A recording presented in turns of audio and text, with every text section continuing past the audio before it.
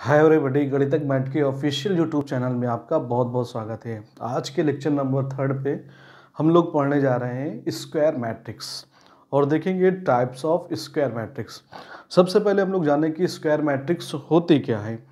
तो अगर square matrix के बारे में बात की जाए तो आप बोलते हैं कि अगर किसी भी मैट्रिक्स में, है ना, अगर किसी भी मैट्रिक्स में if number of rows equals to number of columns हो जाए, नंबर ऑफ जो रोज हैं वो नंबर ऑफ कॉलम्स के इक्वल हो जाए, तब आप ऐसी मैट्रिक्स को बोल सकते हैं कि वो हमारी स्क्वायर मैट्रिक्स है ना। ऐसी मैट्रिक्स को हम लोग स्क्वायर मैट्रिक्स बोल सकते हैं। फॉर एग्जांपल अगर बात किया जाए, आपने एक ए मैट्रिक्स ली, इस पे एलिमेंट आपके ए बी सी डी कुछ ये एलिमेंट्स हैं। देखा जाए तो 1 2 दो रो हैं और 1 2 दो कॉलम है, मीन्स 2/2 की, means number of row number of column आपस में इक्वल है, तो ये एक स्क्वायर मैट्रिक्स है। दूसरी अगर मैट्रिक्स अपन लोग लें तो आप लोग बोल सकते हैं कि 1 2 3 4 5 6 7 8 9। यहाँ पे भी देखें तो नंबर ऑफ रोज 1 2 3 1 2 3, कॉलम्स भी 3 और रो भी 3, दैट मीन्स 3/3 के। मीन्स जब भी हमारे number of rose number of columns के इक्वल होंगे उस टाइम आप बोल सकते हैं कि ऐसे मैट्रिक्स हमारी क्या कहलाती है, स्क्वायर मैट्रिक्स कहलाती है।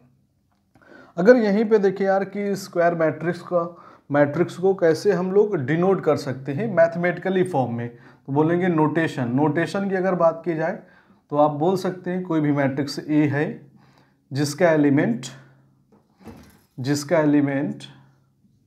ए आई जे और यहाँ पे जो ऑर्डर होगा वो सेम होगा, that means n by n, है ना।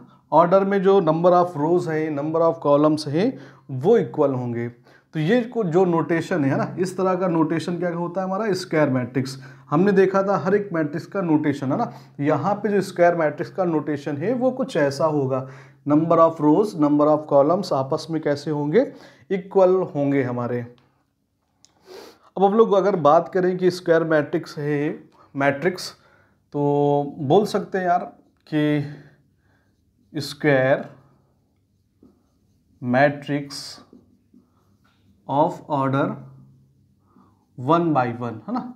1/1 की स्क्वायर मैट्रिक्स के वो कैसे दिखेगी, तो आप बोल सकते हैं इक्वल्स टू कुछ ऐसे, सिर्फ एक ही एलिमेंट पड़ा हो, बस एक एलिमेंट होगा किसी मैट्रिक्स में तो वो 1/1 की होगी। देखिए number of rose 1 number of columns 1, that means 1/1 की हो गई। दूसरी ले स्क्वायर मैट्रिक्स ऑफ ऑर्डर 2/2, तो वो बोलेंगे बी इक्वल्स टू, यहाँ पे दो रो होंगे और दो कॉलम होंगे ए बी सी डी, है ना। आपने ये एलिमेंट्स ले लिए, रो 1 R1 R2 C1 C2, दो रो और दो कॉलम हो गए, तो ये 2/2 की मैट्रिक्स हो गई। इसी तरह अगर आपसे बात की जाए कि 3/3 की मैट्रिक्स क्या होगी, तो स्क्वायर मैट्रिक्स ऑफ ऑर्डर 3/3 वो क्या हो जाएगी यार, C equals to A B C D E F G H I, है ना। ये है आपकी 3/3 की मैट्रिक्स, 1 2 3, है ना, 3 रो और 3 कॉलम। आपके सिलेबस में 3/3 मैट्रिक्स ही है ना, 4/4 मैट्रिक्स आपके सिलेबस में नहीं है। हम लोग इंजीनियरिंग के फर्स्ट सेमेस्टर में इसको पढ़ते हैं, 4/4 की मैट्रिक्स भी पढ़ते हैं। तो यहाँ पे बस 12th अप टू 12th तक हमारी 3/3 की मैट्रिक्स ही सिलेबस में है। तो आइए देखते हैं इसके बारे में और भी डिटेल में जाने, स्क्वायर मैट्रिक्स में और कौन कौन सी चीज़ें होती हैं। जो सबसे खास बात होती है, सपोज आपने कंसीडर किया एक मैट्रिक्स ए आई जे 3/3, ठीक है। दैट मीन्स आई की वैल्यू 1 से लेकर के 3 तक होगी, आई की वैल्यू 1 2 3 होगी, जे की वैल्यू भी क्या होगी 1 2 3 होगी। अगर इस मैट्रिक्स को आप जनरल फॉर्म में लिखें तो आप लिखेंगे यहाँ पे पहला एलिमेंट मीन्स 3/3 आपके रो होंगे और 3 कॉलम होंगे, ठीक है। पहला अगर एलिमेंट्स लिखा जाएगा A11 हो जाएगा, A12 दूसरा, A13 तीसरा, है ना भाई, A21 A22 A23, A31, A32 and A33, ये मैट्रिक्स है। खास बात अगर देखा जाए है ना इन एलिमेंट्स की, इस एलिमेंट्स की और ये एलिमेंट की, तो कुछ देखिए यहाँ पे जो i की वैल्यू है वो और i j की वैल्यू आपस में इंटरचेंज हुई है ना, i j की वैल्यू आपस में इंटरचेंज हुई है। i की वैल्यू यहाँ पे 1 है तो यहाँ पे j की वैल्यू 1 हो गई है, यहाँ पे j की वैल्यू 3 है तो यहाँ पे j की वैल्यू आपकी 3 हो जाएगी, i की वैल्यू 3 हो गई, मीन्स i j की वैल्यू इंटरचेंज हो गई है। तो इनको बोलते क्या है, अपन लोग क्या बोलते हैं यार कि in a square matrix pair of elements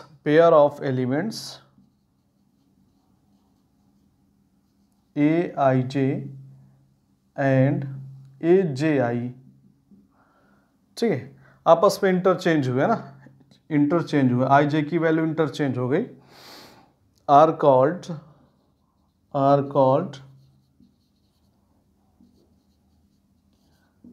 कैंजुगेट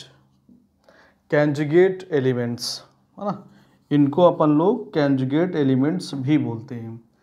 in a square matrix the pair of elements A I J and A J I are called conjugate elements, है ना। तो किन एलिमेंट्स की बात हो रही है कि जहाँ पे ए आई जे और ए J I, that means I जे पे रिप्लेस हो गया, इंटरचेंज हुए आपस में, आई की वैल्यू जे की वैल्यू से और जे की वैल्यू आई की वैल्यू से आपस में इंटरचेंज जब हुई तो कह रहे हैं कि वैसे जो एलिमेंट्स हैं वो हमारे कैंजुगेट एलिमेंट्स कहलाते हैं। अगर यहाँ पे देखिए इस मैट्रिक्स में, इस स्क्वायर मैट्रिक्स में, तो A12 है ना, यहाँ पे i की वैल्यू 1 है, j की वैल्यू 2 है। अब देखिए इस वाले एलिमेंट को ध्यान से देखिए तो इसमें क्या i, यहाँ पे जो j की वैल्यू थी वो i की वैल्यू बन गई है ना, और जो i की वैल्यू थी वो j की वैल्यू बन गई है, माइंस आपस में इंटरचेंज हो गए। देखिए 1 2 2 1 बन गया। तो ऐसे जो भी एलिमेंट्स हैं सब आपस में वो एक दूसरे के क्या कहलाते हैं, कैंजुगेट एलिमेंट्स कहलाते हैं। तो इस मैट्रिक्स की अगर बात की जाए तो यहाँ पे कौन कौन से ऐसे एलिमेंट्स हैं, तो आप बोल सकते हैं, इजिली बोल सकते हैं कि A12 A21 है ना, ये है आपस में, जिसमें आई जे आपस में इंटरचेंज हुआ है, इन एलिमेंट्स में आई जे आपस में इंटरचेंज हुआ है, और अगर देखा जाए तो यहाँ पे इस एलिमेंट्स में इंटरचेंज हुआ है। तो ये आपका जो पेयर है, ऐसे पेयर्स है ना, pair of elements A I J and A J I are called conjugate elements, तो वो ये इन एलिमेंट्स के बारे में बात कर रहा है। तो ये था कि हमारा कैंजुगेट मीन्स हम इन एलिमेंट्स की बात कर चुके हैं। अब आते हैं जरा इस एलिमेंट्स के बारे में बात करें, यहाँ पे खास क्या बात है, या यहाँ पे अगर गौर से देखेंगे तो आपको कुछ एक सिमिलरिटी नज़र आएगी। वो ये है कि यार आई और जे की वैल्यू इक्वल है ना, हर एक एलिमेंट्स में आई और जे की वैल्यू इक्वल है। तो अगर देखा जाए है ना, आई जे की वैल्यू यहाँ पे इक्वल है, मीन्स हर एलिमेंट को आप ए आई आई फॉर्म में रिप्रेजेंट कर सकते हैं ना, हर एक एलिमेंट को ए आई आई फॉर्म में रिप्रेजेंट कर सकते हैं। तो देखा जाए तो आप बोल सकते हैं कि किसी भी स्क्वायर पे वैसे दो डायगोनल होते हैं, जैसे एक डायगोनल ये हो, दूसरा डायगोनल ये है। लेकिन हम मैट्रिक्स की जब बात करें तो मैट्रिक्स का जो डायगोनल है ना, इसको डायगोनल बोलते हैं। तो डायगोनल क्या होता है या उसमें क्या खास बात होती है, तो वही है यार, चेक करें अगर एक एक करके कि अगर यहाँ पे इस डायगोनल के बारे में बात करेंगे तो यहाँ पे जो एलिमेंट्स हैं उनको गौर से देखेंगे तो वहाँ पे आप देखेंगे आई आई की वैल्यू आपकी सेम आ रही है ना, आई जे की वैल्यू इक्वल है। ठीक है, आई जे की वैल्यू इक्वल है, आई जे की वैल्यू इक्वल है। तो आप बोल सकते हैं all the elements of the type ना, all the elements of the type, किस टाइप के भाई, ए आई आई will lie along a diagonal of square matrix. खैर कि जो भी इस तरह के एलिमेंट्स हैं वो एक डायगोनल के अलोंग लाई करते हैं। तो इस डायगोनल को है ना, इस डायगोनल को नाम क्या होता है इस डायगोनल का, दिस डायगोनल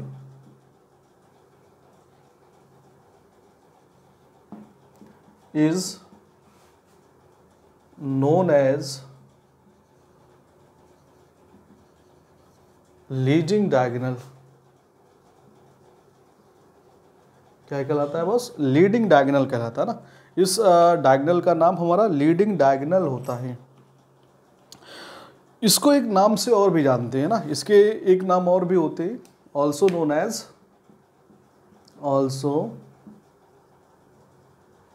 एज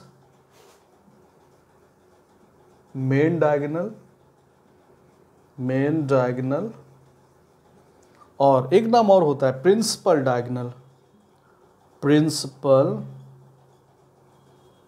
डायगोनल है ना।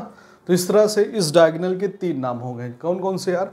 लीडिंग डायगोनल, मेन डायगोनल और प्रिंसिपल डायगोनल। और इसमें खास बात क्या है कि इस पे पाए जाने वाले जितने भी एलिमेंट्स हैं उसमें आई जे की वैल्यू आपस में इक्वल होती है, या ऐसे बोल सकते हैं इन एलिमेंट्स को आप आई से रिप्रेजेंट कर सकते हैं, ऐसा आप बोल सकते हैं। अब देखिए इन एलिमेंट्स के बारे में, इनका भी कुछ अपना नाम है, इन एलिमेंट्स का भी कुछ नाम है, इनको डायगोनल एलिमेंट्स बोलते हैं। All the elements lying in main diagonal are called diagonal elements. All the elements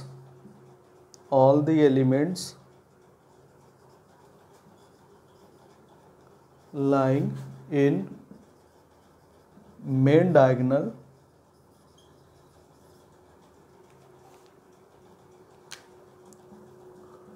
are known as diagonal elements. Leading कुछ भी बोल सकते हैं यार, है ना, diagonal elements,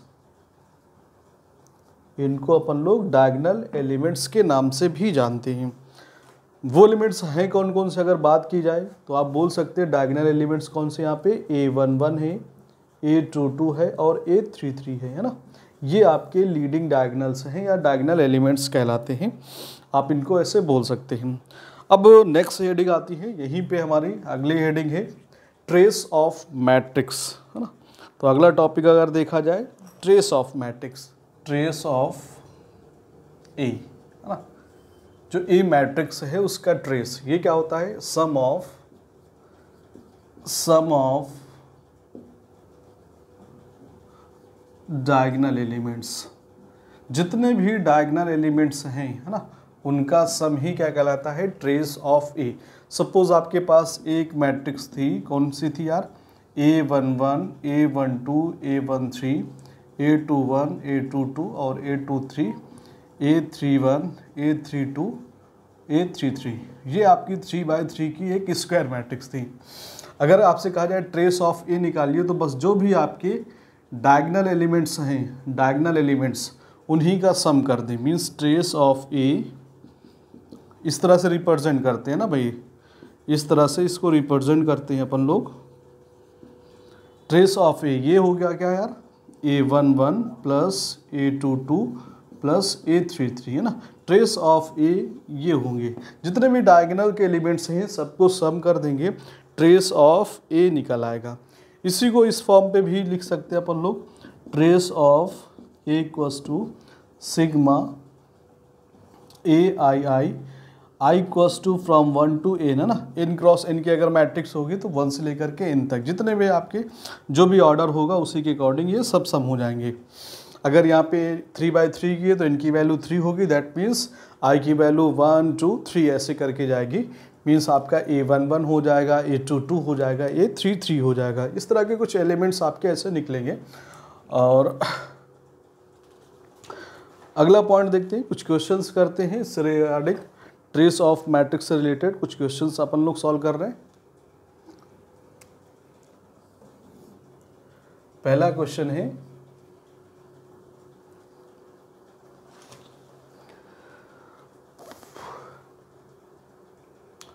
find the trace of A equals to, एक मैट्रिक्स है -1 3 4 2 7 2 7 1 देन 1 1 3 1 1 3। ये एक मैट्रिक्स है जो कि एक स्क्वायर मैट्रिक्स है। अगर ऑर्डर देखा जाए 3/3 का है आपसे इसका ट्रेस पूछ रहा है ना। तो ट्रेस ऑफ ए क्या होता है यार, जितने भी आपके डायगनल्स के एलिमेंट्स होते हैं उन्हीं का सम, इनका सम कर लिया जाए तो -1 + 7 + 3 10 - 1 दैट मीन्स 9। तो ट्रेस ऑफ ए कितना आ गया, 9 आ गया। एक दूसरा क्वेश्चन भी देखते हैं अपन लोग। क्वेश्चन नंबर 2 अगर लिया जाए तो उसमें आपसे बोल रहा है कि if a equals to alpha square 6 8 3 beta square 9 4 5 gamma square and b equals to b दे रखा है आपको matrix 2 alpha 3 5 2 beta 6 1 4 3 gamma 2 gamma -3 if trace of A equals to trace of B, then value of alpha + beta + gamma is, है ना। इसकी value क्या होगी वो बतानी है। क्वेश्चन है आपके पास, है ना। अगला क्वेश्चन है ट्रेस से रिलेटेड कि दो मैट्रिक्स है ए और बी। इसमें कह रहा है कि अगर trace of A equals to trace of B हो तो ये वैल्यू क्या होगी, है ना। 1/अल्फा + 1/बीटा 1/गामा क्या होगी। एक्चुअल में ट्रेस होता क्या है, ट्रेस ए की बात की जाएगी तो आप बोलेंगे जितने भी लीडिंग एलिमेंट्स हैं, डायगोनल एलिमेंट्स हैं, सबका सम कर दिया जाए। तो सबका सम करेंगे alpha square + beta square + gamma square equals to, यहाँ पे अगर ट्रेस ऑफ बी की बात की जाए तो सभी का सम हो जाएगा, that means 2 alpha + 2 beta + 2 gamma -3। कहने का मतलब मेरे पास एक ये इक्वेशन बनी है ना, ये इक्वेशन है, इसको किसी ना किसी तरह अरेंज करके हमें क्या वैल्यू लेकर के आनी है, अल्फ़ा बीटा गामा की वैल्यू निकालनी है जिससे ये वैल्यू निकल करके आए, है ना। तो अब देखेंगे, सोचेंगे है क्या, ये क्या है -3 है। -3 का मतलब -1 -1 -1 3 बार ऐसा लिखा जा सकता है। अगर उसको इधर ले करके आएंगे तो ये हो जाएगा हमारा अल्फ़ा स्क्वायर, एक जब इधर आएगा -1 तो ये प्लस में हो जाएगा +1 और 2 अल्फ़ा ले लीजिए -2 अल्फ़ा प्लस बीटा स्क्वायर ले ले, बीटा स्क्वायर, एक -1 दूसरा -1 भी इधर लेकर के आएंगे तो वो प्लस में 1 हो जाएगा। अच्छा, प्लस के 1 को स्क्वायर भी लिख सकते हैं, इसको भी स्क्वायर लिख सकते हैं। 2 बीटा इधर प्लस में इधर आएगा माइनस में -2 बीटा। ठीक इसी तरह gamma square + 1 square -2 gamma equals to, ये सारे नंबर इधर पहुंच गए, दैट मीन्स उधर 0 बचा। अब अगर इसको ध्यान से देखें तो ये क्या है हमारा यार, अल्फ़ा -1 का होल स्क्वायर है प्लस बीटा -1 होल स्क्वायर है plus gamma -1 whole square equals to 0 है। ये तीन आपके पॉजिटिव नंबर हैं, है ना, तीन पॉजिटिव नंबर हैं और इनका स्क्वायर का सम 0 आ रहा है। पॉजिटिव या ये बोले नॉन निगेटिव नंबर है ना, निगेटिव नहीं, क्योंकि स्क्वायर का मतलब है नॉन निगेटिव, मीन्स ये 0 भी हो सकते, पॉजिटिव नंबर भी हो सकते, लेकिन इनका तीनों का सम मिल करके कितना आ रहा है यार, 0 आ रहा है। तो इसका मतलब इन तीनों को एक साथ 0 होना पड़ेगा ना। ये हमने फंक्शन के टाइम पे ऐसा कंसेप्ट सीखा भी था कि अगर तीन नॉन निगेटिव नंबर का स्क्वायर का सम 0 आ रहा है, दैट मीन्स वो तीनों एक साथ, है ना, तीनों एक साथ हमारे क्या होते हैं, पॉजिटिव नंबर होते हैं। तो ये भी आपका पॉजिटिव होगा, ये भी पॉजिटिव और ये भी पॉजिटिव। आप बोल सकते हैं alpha -1 whole square equals to 0 and beta -1 whole square equals to 0 and gamma -1 whole square equals to 0, ना, ऐसा आप बोल सकते हैं। कभी भी आपका ऐसी कंडीशन आए, ऐसी सिचुएशन आए कि नॉन निगेटिव नंबर के स्क्वायर का सम 0 आ रहा है, दैट मीन्स वो सभी एक साथ 0 होंगे। तो ये 0, यहाँ से सोल्यूशन निकालेंगे तो अल्फ़ा इक्वल्स टू 1 आएगा एंड बीटा इक्वल्स टू 1 आएगा and gamma equals to 1, means alpha की वैल्यू 1 आ गई, बीटा की 1 और गामा की 1। क्वेश्चन पे हमसे क्या पूछा यार, 1 अपॉन अल्फा, तो 1 upon alpha plus 1 upon beta plus 1 upon gamma equals to, है ना। अल्फा की वैल्यू है उन्हें 1 upon 1 plus 1 upon 1 plus 1 upon 1, that means कितना आ गया यार 3 आंसर। ये था हमारा क्वेश्चन ट्रेस से रिलेटेड। अब जो नेक्स्ट टॉपिक है वो हम पढ़ेंगे टाइप्स ऑफ स्क्वायर मैट्रिक्स। देखिए स्क्वायर मैट्रिक्स को एक्चुअल में बेसिक 2 टाइप से कैटेगराइज करते हैं। नंबर फर्स्ट हो जाएगा ट्रायंगुलर मैट्रिक्स, ट्रायंगुलर मैट्रिक्स। दूसरा हो जाएगा हमारा डायगोनल मैट्रिक्स,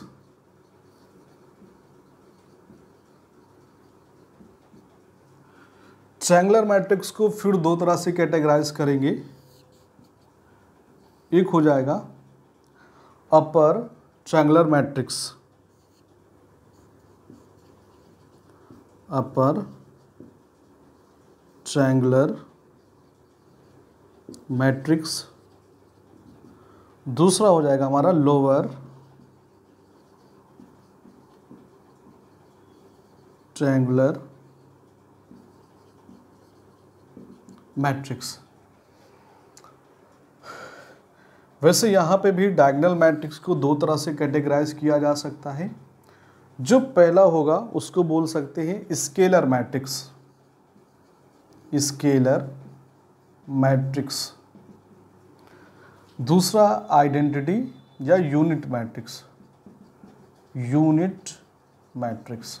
देखिए सभी जितने भी ये आपके मैट्रिक्स दिख रही हैं, triangular matrix, diagonal matrix, upper triangular, lower triangular, scalar, unit matrix, है ना, जितने भी 6 तरह की आपकी मैट्रिक्स हैं वो सब क्या है यार स्क्वायर मैट्रिक्स है ना, क्योंकि ये स्क्वायर मैट्रिक्स के ही पार्ट्स हैं, उसी का क्लासिफिकेशन है, उसी के टाइप से हैं। तो इसका मतलब जो भी हुआ कि स्क्वायर मैट्रिक्स हमारे ये जितने भी मैट्रिक्स आपको दिख रही हैं सबको आप स्क्वायर मैट्रिक्स ही कहेंगे। मतलब ये स्क्वायर, कोई भी स्केलर मैट्रिक्स, इसका मतलब वो क्या है कि स्क्वायर मैट्रिक्स ही होगी।